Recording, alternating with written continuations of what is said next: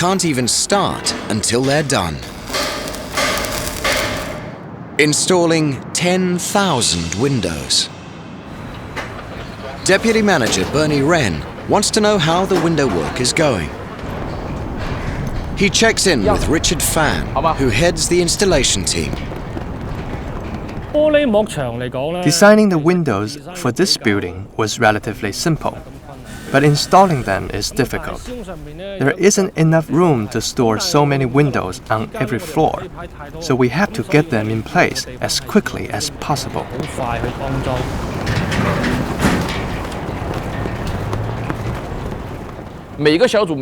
On average, the group can install about 15 windows per day. We complete one floor every 3 to 4.5 days.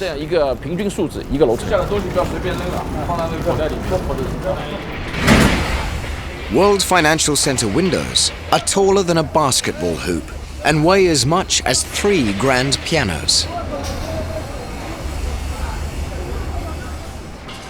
At these heights, wrestling with weights like that can be dangerous. A crane hoists every window unit from the ground, and work teams position and bolt them into place. Not just anyone can do this job. A highly trained team of 130 workers specializes in installing these massive windows. Job hopefuls with altitude issues need not apply. Step 1. Attach the frames to a winch, then slide them out over the side. Step 2. Turn the window unit 180 degrees. Not an easy task if the wind is blowing.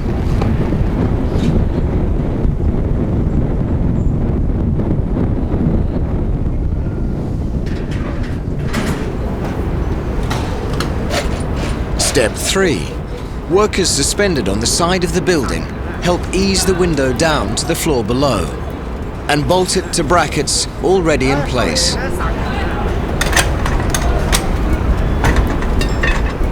Step 4. Repeat steps 1 through 3, 9,999 times.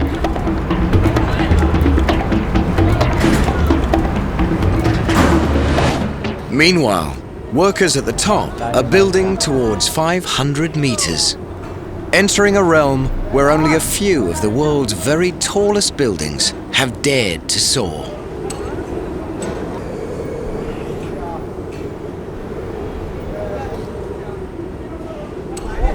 Up here, it's not just height they have to contend with. They're in a world with a climate all its own. And they're more often in the clouds than above them.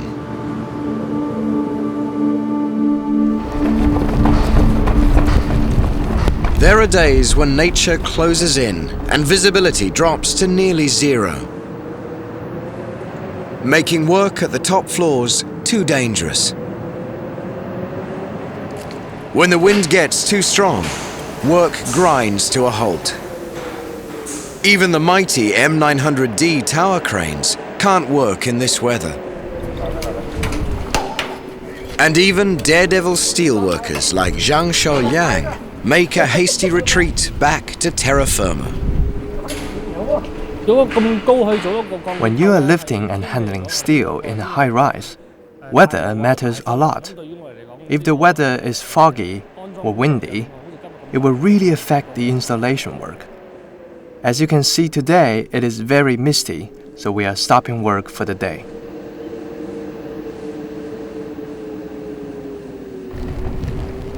When the weather permits, workers will go back up top and continue building the World Financial Center's crowning touch, which will also keep it safe against the deadliest threat to any building that dares to soar so high.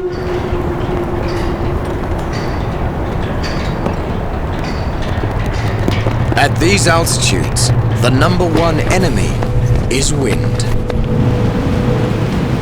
Typhoons slam into Shanghai almost every summer.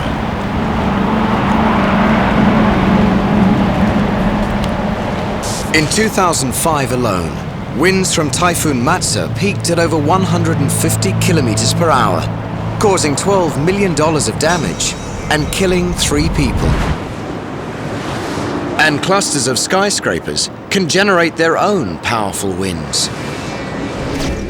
The taller the building, the greater the danger of wind pushing it over. A sudden event engineers call the overturning moment.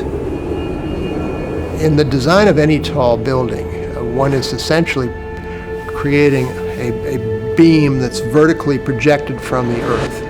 But the greater force for tall buildings is the actual overturning moment that is generated by the wind, which it tends to want to push the building over. So how do you keep a 500-meter megastructure standing in a typhoon? You don't fight the wind, you let it through. The financial center's architects crowned its topmost floors with a gigantic circle 53 meters in diameter. A wind hole that would let winds through, preventing them from pushing over the building. In Chinese mythology, a circle was a symbol of the sun, the moon, and the heavens. The New York architects were proud of the elegant circle inspired by tradition, and were stunned when Chinese authorities objected to it. In New York, it was back to the drawing board, and many sleepless nights for senior designer David Mallet. I would be lying if I said it wasn't heart-wrenching when something you've been working on for years is suddenly changed overnight. The team bisected the circular wind hole with an enclosed walkway, offering visitors a chance to see the world from almost 500 meters up. Engineers tested the new design in a wind tunnel. The wind hole passed with flying colors. But its modified design didn't satisfy the critics. The circle would have to go. We changed it to a form which is more, I think, in line with the shape of the building's geometry at the top. And frankly, I'm very pleased with it because I believe it relates more strongly to this particular building shape. That still offers visitors amazing views. The highest observation deck of any building in the world. To get a view higher than this, you'd have to climb a mountain or get into an aeroplane. But just like a mountaintop or an aeroplane ride, if the wind is strong enough, it can knock you around. In a building this tall, anyone on the topmost floors will definitely know when strong winds blow, or when an earthquake strikes. Winds and earthquakes create an effect called whiplash, which can sway a super tall building from side to side.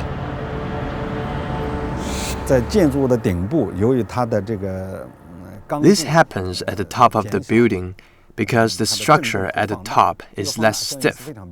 The vibration is more intense. When it happens, it is very obvious. If you are at the top of the building when an earthquake strikes, the vibration at the top is very strong. But there is no threat to the safety of the building. However, the people at the top will feel very uncomfortable.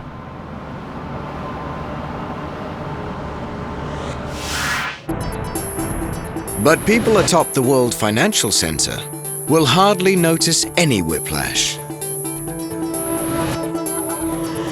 Thanks to 2 active-tuned mass dampers installed on the 90th floor.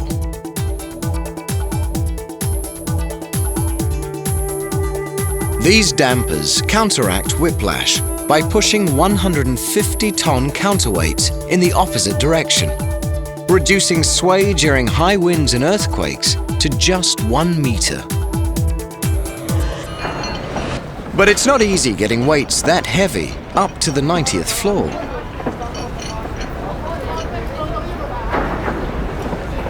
Even the mighty M900D cranes have to bring them up in pieces, one at a time. with the skillful crane drivers slotting them into the damper frames. It's a long, laborious task that goes all day and well into the night.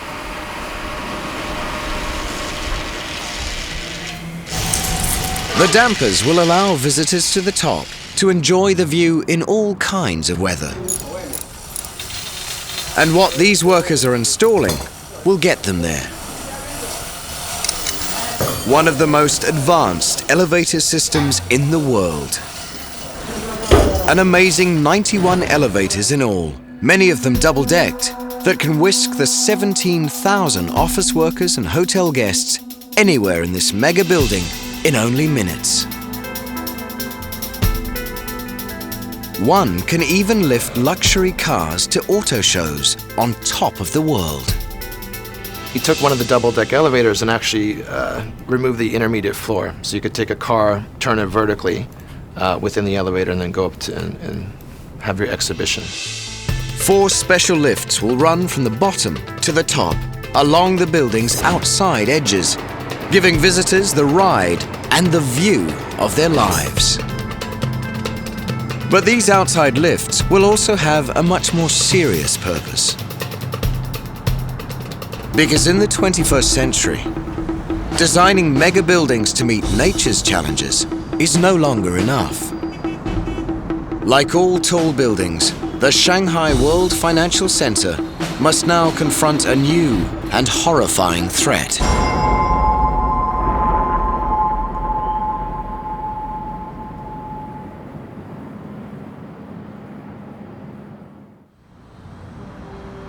September 11, 2001. In Shanghai, the World Financial Center is a foundation waiting for a building.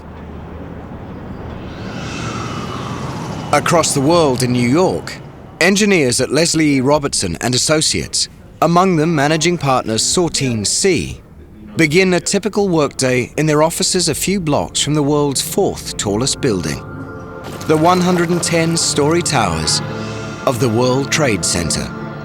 I was in my office, beautiful day, and an engineer came running to me and said, a plane went into the Trade Center. And I thought it was one of those, news helicopters that fly around here. So anyway, we were here, and we all gathered around the windows in this conference room, looking at the building. And that's when we saw the second plane come by this way. And just went straight into the building. That's when we realized it was not an accident. One horrifying day transformed the world's tallest skyscrapers from icons of power into potential death traps.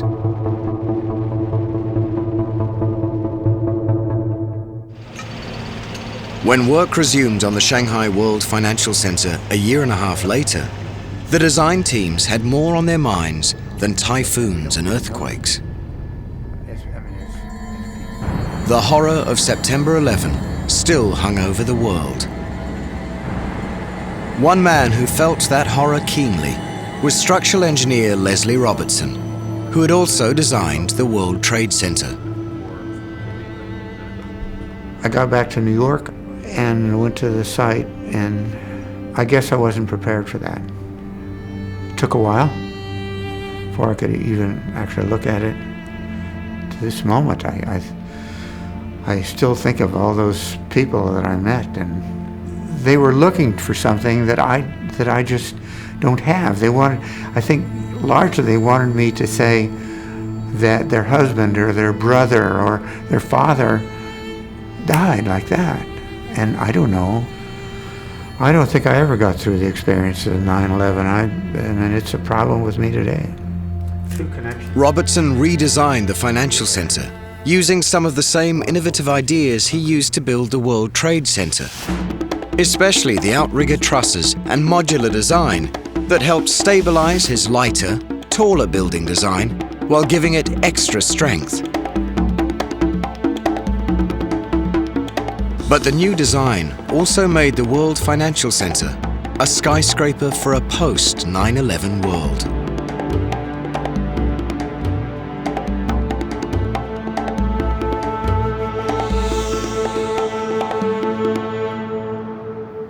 we feel very confident that the project would sustain the impact of the aircraft that are flying right now. What if the unthinkable happened and a fuel-laden jetliner smashed at top speed into the Shanghai World Financial Center? The impact area would be devastated, and the burning jet fuel would ignite an inferno.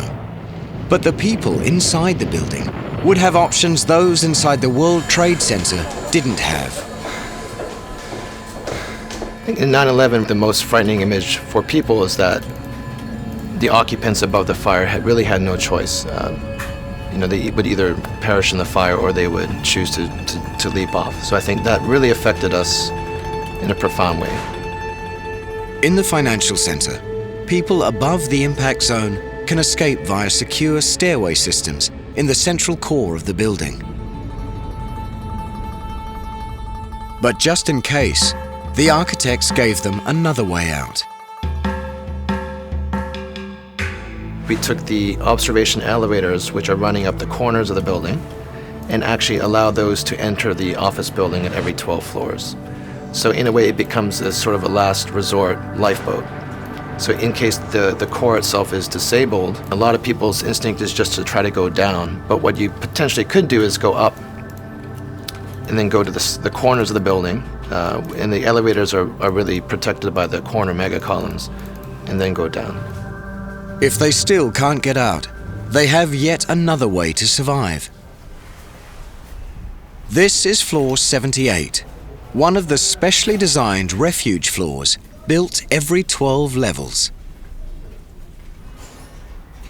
Deputy Manager Bernie Wren inspects its construction, keenly aware of the role this room might play in any emergency.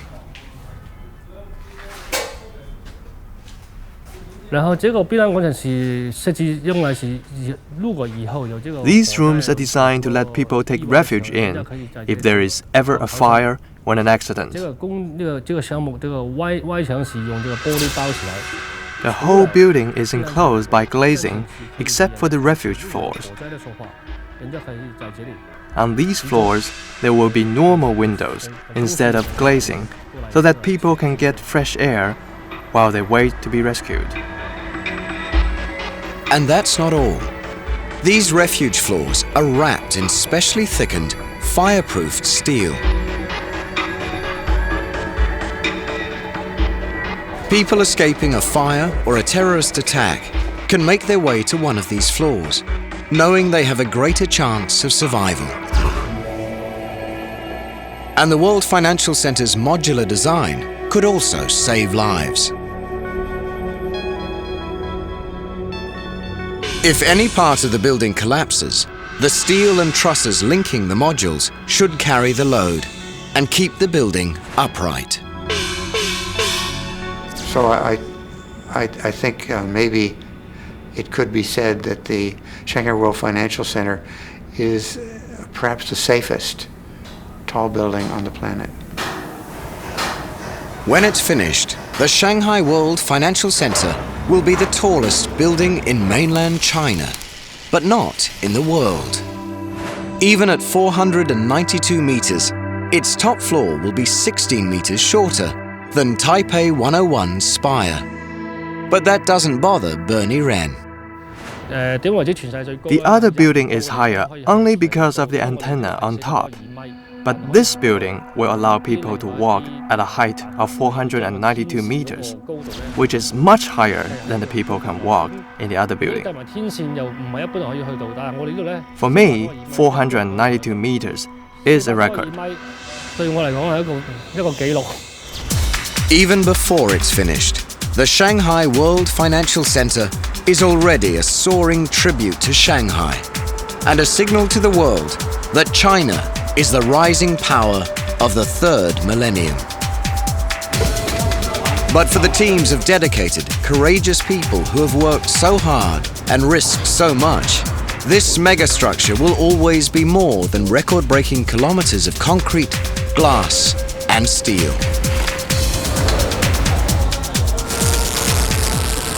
the Shanghai World Financial Center will be an icon. We hope that it will represent Shanghai. I'm happy.